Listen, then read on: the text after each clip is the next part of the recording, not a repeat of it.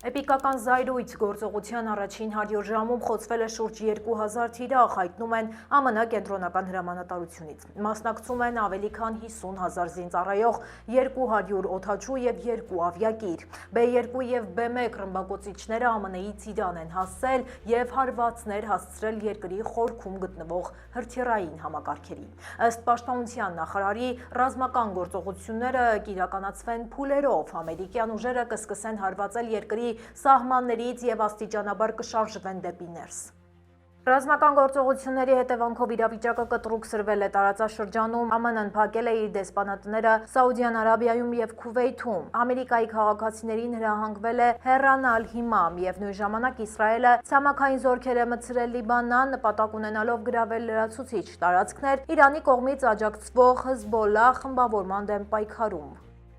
Ռազմական գործողությունները արդեն սկսել են իրենց էական ազդեցությունը ունենալ ոչ միայն տարածաշրջանի, այլև համաշխարհային տնտեսության վրա։ Իրանի կողմից Հորմուզի նեղուցի փակման հետևանքով նավթի և հեղուկ գազի համաշխարհային գները շարունակում են աճել, իսկ հազարավոր հրթիռների, անօդաչուների և ռազմական ինքնաթիռների առկայությունը փաստացի կաթվածահար է արել քաղաքացիական օդային տրանսպորտի շարժը։ Մերձավոր Արևելքում և նրա շուրջ հազարավոր թռիչքներ են հետաձգվել։ Այժմ այն մասին, թե ինչ ենք պատմելու վայրկյաններ անց։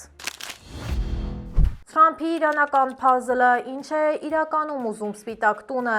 Մերձավոր Արևելքում լուրջ տեղաշարժեր են կատարվում, Իրանի պատասխան հարվածները միավորում են արաբական աշխարհին։ Էժանում ահաբեր անօդաչուները, ինչպես է Իրանը դատարկում ԱՄՆ-ի զինանոցը։ Խոստացված խաղաղություն, թե նոր պատերազմ, Թրամփի հավատարիմների էպիկական հիասթափությունը։ Նախնական ընտրություններ միջանկյալ ընտրություններից առաջ, ինչու է լռում Թրամփը։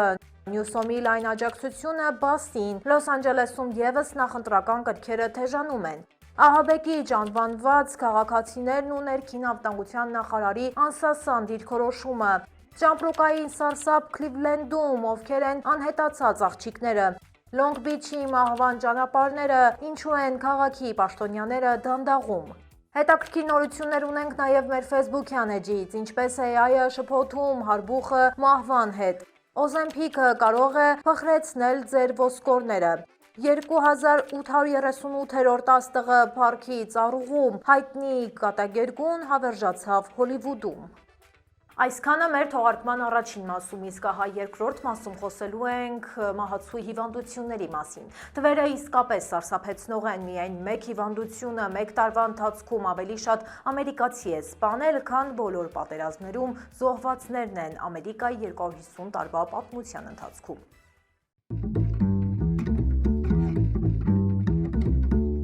Բարև ձեզ, դուք միացել եք Glendale News-ին, ես Լենա Կարապետյանն եմ, ինչպես միշտ ձեզ կներկայացնեմ Ամերիկայում տեղի ունեցող ամենահետաքրքիր ու կարևոր թեմաները։ Եթե ուզում եք աջակցել մեզ, մեկնաբանություններում պարզապես գրեք ձեր առաջարկներն ու կարծիքը մեր նախագծի մասին և իհարկե անպայման լայքեք տեսանյութը։ Հիմա անցնենք այսօրվա թեմաներին։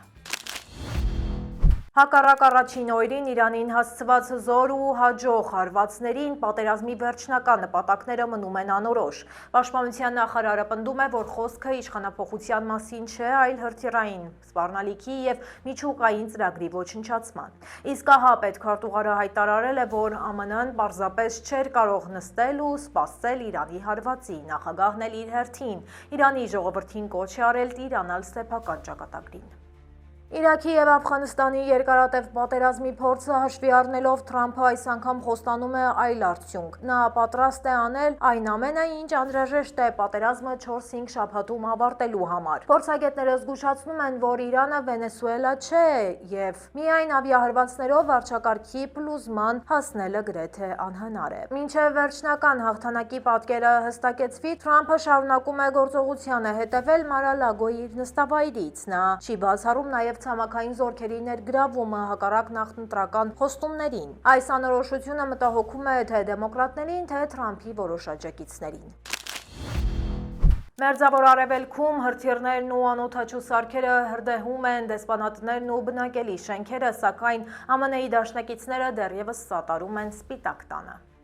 Քաթարն արդեն խոսել է իր օդային տարածք ներխուժած իրանական կործանիչները, հենց այստեղ է գտնվում ամերիկյան խոշորագույն ռազմաբազան։ Էրիադ քաղաքում գտնվող ԱՄՆ դեսպանատան տարածքում կենտրոնական հետախուզական վարչության կենտրոնակայանը նույնպես ենթարկվել է անօդաչուի հարձակման։ Քուվեյթը, որտեղ իրանական հարվածից զոհվել է 6 ամերիկացի զինծառայող, հաստատել է ինքնապաշտպանության իր իրավունքը ՄԱԿ-ի կանոնադրության համաձայն։ Սաուդյան Արաբիայում սկսել է գործել Միացյալ հրամանատարական կենտրոն, որը կոորդինացնում է գործողությունները ԱՄՆ կենտրոնական հրամանատարության հետ։ Միաժամանակ Հորդանանը եւ Եգիպտոսը կոչ են անում դադարեցնել էսկալացիան, սակայն առայժմ գերակշռում են պատերազմի կողմնակիցները։ Թեհրանում պայթյունները շարունակվում են։ Իրանն իր հերթին պնդում է, որ հարվածներին պատասխանելը իր օրինական իրավունքն է եւ կօգտագործի ողջ հզորությունը թշնամու գործողությունները հետ մղելու համար։ ԱՄՆ-ն բախվել է իրանական շահեդ ԱԹՍ-ների լուրջ սպառնալիքին։ Էժան ու պարզ արտադրությամբ այս սարքերը հաջողությամբ գերբեռնում են հակաօդային պաշտպանության համակարգերը, թիրախավորելով դեսպանատներն ու օդանավակայանները։ Ամերիկյան համակարգերը արդյունավետ են, բայց փորձագետները մտահոգված են դրանց երկարաժամկետ կիրառելիության եւ պաշտպանության հսկայական ծախսերով։ Մեկ շահեդի արժեքը 30-ից 50 հազար դոլար է, մինչդեռ Patriot հրթիռը տասնապատիկ թանկ է։ Ըստ հաշվարկի Իրանի ամեն 1 դոլարի դիմաց դաշնակիցները ծախսում են մոտ 28 դոլար արագորեն սպառելով պաշարները։ ԱՄՆ-ն տարեկան արտադրում է ընդամենը 600 Patriot հրթիռ, ինչը խոցելի է դարձնում պաշտպանությունը գլոբալ հակամարտությունների աճի ֆոնին։ Այժմ Ամերիկայի ներքաղաքական թեմաների մասին։ Թրամփի սկսած էպիկական զայրույթ ռազմագործողությունը Իրանի դեմ լուրջ հարցեր է առաջացրել նրա գլխավոր հենարանի ՄԱԳԱ հետևորդների շրջանում։ Չնայած նախագահի Ամերիկան առաջինը խոստմանը, Վաշինգտոնը միացել է Իսրայելին առանց կոնգրեսի հավանության, ռմբակոծելով Թեհրանը։ Այս գործողությունները արդեն խլել են 6 ամերիկացի զինծառայողի կյանք, ինչը Թրամփի շատ կողմնակիցների ստիպում է իրենց խաբված գալ։ Անգամ խիստ պահպանողականներն են հարց բարձրացնում, թե ինչպես է այս պատերազմը ուղղակիորեն օգուտ տալու Ամերիկայի քաղաքացիներին։ Թրամփը տարբեր առիթներով հայտարարել է, թե չի թողնի, որ պատերազմը ամերիկացիներին հասնի։ Այժմ նույնը կրկնում են վարչակազմի բարձրաստիճան ներկայացուցիչները։ Փոխնախագահ Վենսը պնդում է, որ գործողության նպատակը Իրանին միջուկային զենքից զրկելն է։ Պետքարտուղար Ռուբիոն հարվածները հիմնավորում է անմիջական սպառնալիքով։ Սակայն 2026 թվականի միջանկյալ ընտրությունների առաջ նախագահի վարկանիշը ընկել է մինչև 39%։ Քաղաքական վերլուծաբանները զգուշացնում են, որ անկախ ընտրողները եւ մուսուլմանական համայնքները կարող են վերջնականապես երես թեքել հանրապետականներից։ ԱՄՆ-ում կայացել են 2026 թվականի նախնական ընտրություններ Թեքսաս, Արքանզաս եւ Հյուսիսային Քարոլինա նահանգներում։ Այս ընտրապայքարը կարող է մեծ ազդեցություն ունենալ այս տարվա միջանկյալ ընտրությունների վրա։ Ամենաթեժ պայքարը ծավալվել է Թեքսաս նահանգի սենատի տեղերի համար։ Հատկանշական է, որ նախագահ Թրամփը այս մրցավազքում դեռևս որևէ մեկի թեկնածությունը պաշտոնապես չի սատարել։ Սակայն ընտրությունները չեն անցնում առանց խոչընդոտների։ Դալլասում քվեարկությունը երկարաձգվել է 2 ժամով։ Դատավորը նման որոշում է կայացրել այն բանից հետո, երբ հազարավոր ընտրողներ հետ են ուղարկվել քվեարկության վայրի շուրջ առաջացած շփոթմունքի պատճառով։ Մյուս նահանգներում գործընթացը ընթացել է լարված մթնոլորտում, բայց առանց լուրջ տեխնիկական խնդիրների։ Նախընտրական տրամադրություն է տիրում նաև Կալիֆոռնիայում։ Նահանգապետ Նյուսոմը հայտարարել է, որ լայնորեն սատարում է Լոս Անջելեսի քաղաքապետ Բասի վերընտրվելու հայտը։ Չնայած անօթևանության եւ բնակարանային հարցերում առկա տարաձայնությանը, նրանք ունեն երկարամյա համագործակցության փորձ։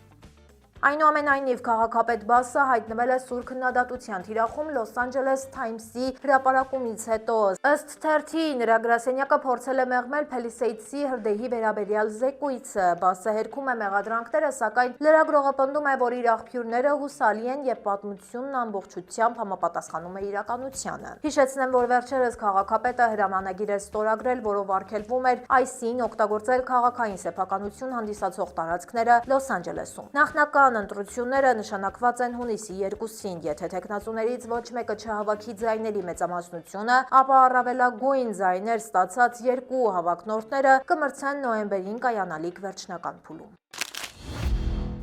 Ներքին անվտանգության նախարար Քրիստի Նոեմը Սենատում հրաժարվեց ներողություն խնդրել սպանված երկու ամերիկացիների ներքին ահաբեկիչներ անվանելու համար։ Սենատի դատական հանձնաժողովում լարված լսումների ժամանակ նա պաշտպանեց նախագահ Թրամփի ներգաղթի խիստ քաղաքականությունը։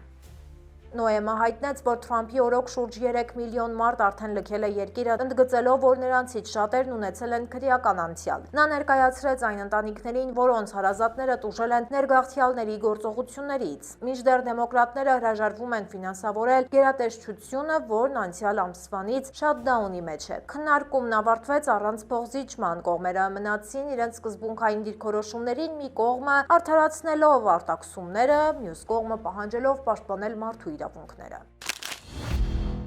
Քլիվլենդ քաղաքի արևելյան մասում սարսափելի բացահայտում է արվել, տեղի ոստիկանությունը հայտնում է, որ ճամպրուկների մեջ գտնվել են երկու սևամորթ աղջիկների մարմիններ։ Մարմինները թաղված են եղել ոչ խորը գերեզմաններում, Շանը զբոսանքի տարած մի քաղաքացի է գտել առաջին ճամպրուկը։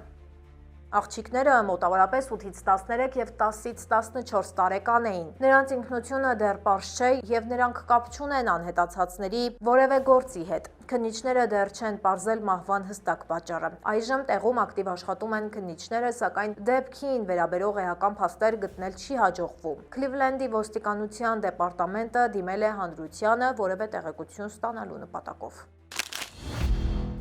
Լոնգ Բիչում 2025 թվականը ճանապարհատրանսպորտային պատահարների մահացության ցուցանիշով դարձել է ամենավատը վերջին տասնամյակում, ընդհանուր առմամբ գրանցվել է 53 մահացու ելքով վթար, ինչը քաղաքային իշխանությունների շրջանում լուրջ տագնապ է առաջացրել։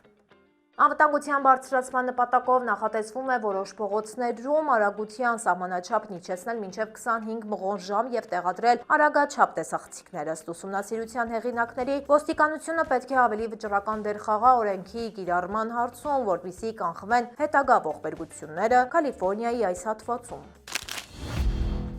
Կալիֆոռնիան կստանա ավելի քան 18 միլիոն դոլար ֆուտբոլի աշխարհի առաջնության տրանսպորտային ծախսերի համար։ Ինգլվուդի SoFi Stadium մարզադաշտը կհյուրընկալի 8 խաղ։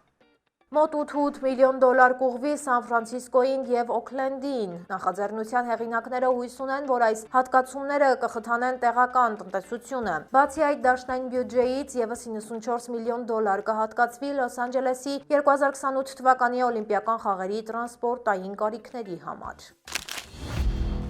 Իրանցի հայտնի ռեժիսոր Ջաֆար Փանահին Նյու Յորքում ներկայացրել է Օսկարի առաջադրված իր It Was Just an Accident դրաման։ Իրանին հասցված հարվածների մասին իմացել է Բարսելոնայից Նյու Յորք ճանապարհին։ Համացանցի անջատման պատճառով Փանահին չի կարողանում կապ հաստատել իր հարազատների հետ։ Մարտի 15-ին Հոլիվուդում կայանալիք մրցանակաբաշխությունից հետո Փանահին մտադիր է վերադառնալ հայրենիք։ Չնայած նրան բանտարկություն է սպասվում, նա ցանկանում է աշխարհին հասցնել իր ժողովրդի ուղերձը։ Ես կարող եմ նրանց ուղերձը հասցնել աշխարհին, ասել է նա, հույս ունենալով, որ իր ներկայությունը կփոխհատուցի բոլոր նրանց բացակայությունը, ովքեր չկարողացան լինել այստեղ։ Այժմ եկեք տեղափոխվենք մեր Facebook-յան էջ, որտեղ ունենք հրապարակումներ, որոնք վստահ եմ կհետաքրքրեն ձեզ։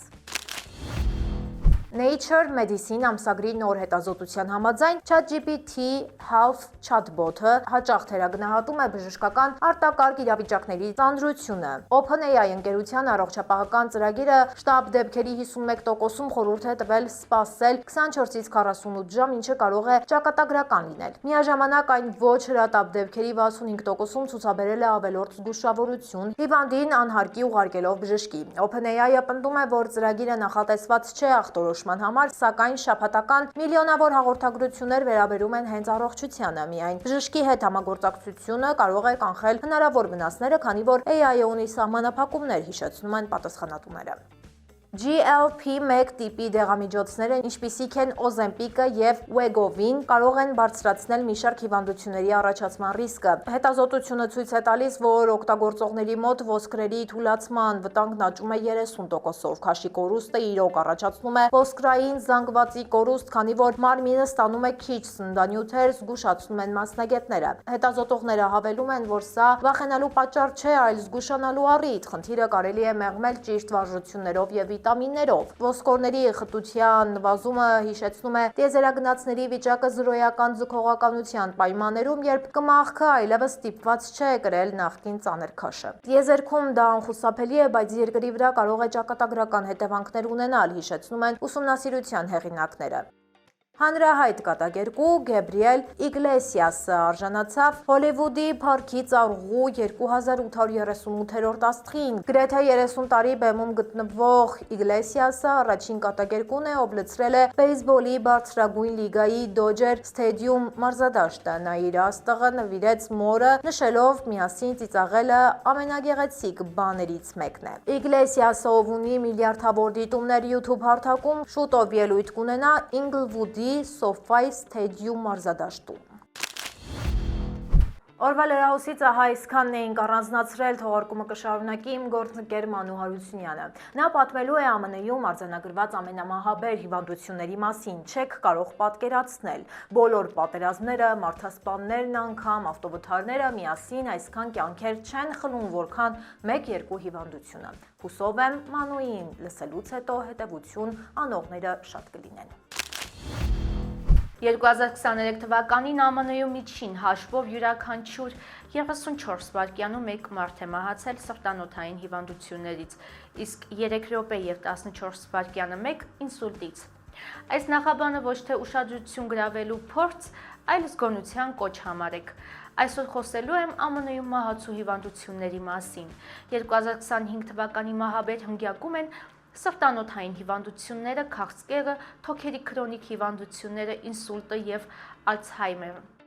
Վիճակագրությունը ցույց է տալիս, որ տղամարդկանց շրջանում մահացության գլխավոր պատճառը սրտանոթային լուրջ խնդիրներն են։ Դրանց անմիջապես հաջորդում են տարատեսակ ուռուցքները, թոքերի քրոնիկ հիվանդությունները, ինսուլտներն ու շաքարային դիաբետը։ Այս ծանր հիվանդություններն ամեն տարի 100 հազարավոր կյանքեր են խլում։ Կանանց պարագայում ընդհանուր պատկերը փոքրինչ այլ է, թեև գլխավոր առաջատարները դարձյալ նույնն են մնում։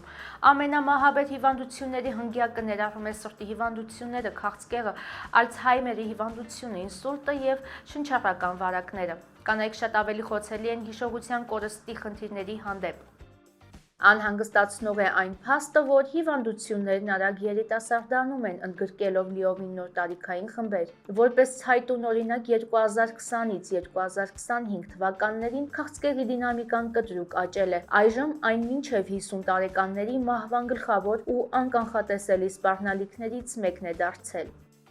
Երբ մենք խոսում ենք մահացության մասին, մարդկանց մեծ մասը սովորաբար վախենում է դաժան հանցագործություններից ու վթարներից, սակայն իրական վիճակագրությունը փաստում է, որ մարդկային գործոն անհամեմատելի է հիվանդությունների ավերիչ ազդեցության հետ։ Թվերն իսկապես ապշեցուցիչ եւ շատ ավելի խիստ մտահոգիչ են։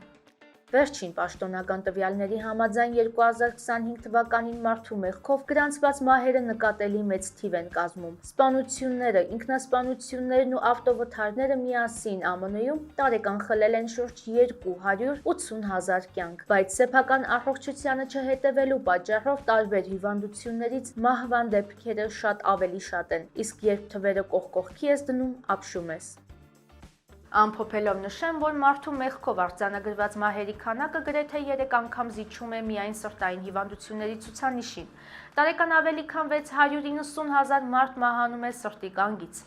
Դրանց կարելի է խուսափել դեպքերի մեծ մասում, գոնե 4-ից 5 տարին մեկ պրոֆիլակտիկ ստուգում անցնելով։ Մի խոսքով ձեր կյանքը ձեր ձեռքում է։ Դուք ձեր կյանքը պահպանեք, իսկ մենք աշխատենք, որ դուք այդ ընթացքում հետաքրքիր նորությունների պակաս չունենաք։ Ավարտին մոտեցավ նաև այսօրվա հանդիպումը։ Հուսամ հավանեցիք, մենք բարձր ենք գնահատում ձեր ակտիվությունը, կարդում ենք բոլորիդ մեկնաբանությունները եւ ոգեշնչվում դրանցից։ Մեզ աջակցելու համար պարզապես լայքեք մեր տեսանյութը եւ բաժանորդագրվեք մեր ալիքին։ Կհանդիպենք վաղը ժամը 5-ին։ Հաջողություն։